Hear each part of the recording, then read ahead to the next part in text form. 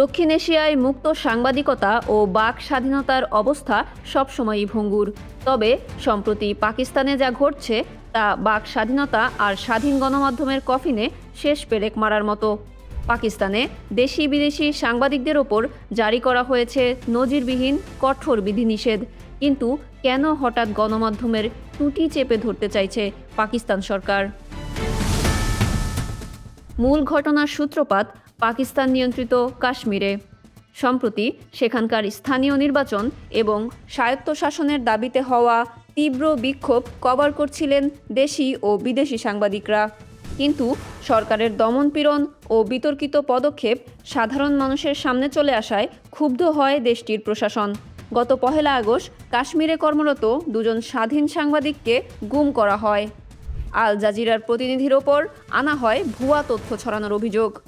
আর এরপরেই পুরো অঞ্চলের তথ্য গোপন করতে বিদেশি সাংবাদিকদের ওপর অবিলম্বে কাশ্মীর ছাড়ার নির্দেশ দেওয়া হয়। পাকিস্তান সরকার এবার এমন নিয়ম জারি করেছে যার অধীনে বিদেশি সংবাদ মাধ্যমের প্রতিনিধিরা রাজধানী ইসলামাবাদ, করাচি এবং লাহোর এই 3 শহরের বাইরে যেতে হলে বাধ্যতামূলক সরকারি অনুমতি নিতে হবে। আর এই অনুমতি পেতে লেগে যায় মাসের পর মাস।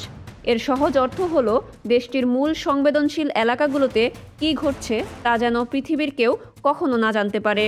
রিপোর্টার্স উইদাউট বর্ডার্স এর মুক্ত গণমাধ্যম সূচকে 180টি দেশের মধ্যে পাকিস্তানের অবস্থান এমনিতেই 153তম, যা এখন আরও তলানিতে গিয়ে ঠেকছে।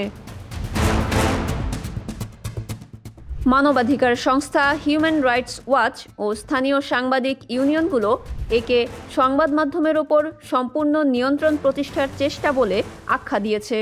তারা পরিষ্কার জানিয়েছে, গণতান্ত্রিক প্রক্রিয়ার আড়ালে এটি পাকিস্তান সরকারের চরম কর্তৃত্ববাদী আচরণ।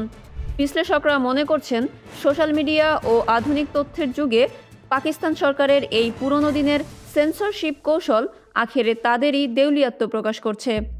দমনপীড়ন চালিয়ে কখনো সত্যকে চেপে রাখা যায় না।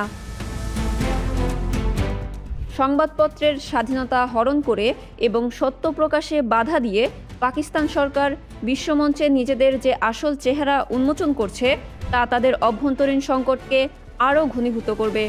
আপনার কি মনে হয়, এভাবে গণমাধ্যমের মুখ বন্ধ করে পাকিস্তান কতদিন তাদের আসল ব্যর্থতা লুকিয়ে রাখতে পারবে?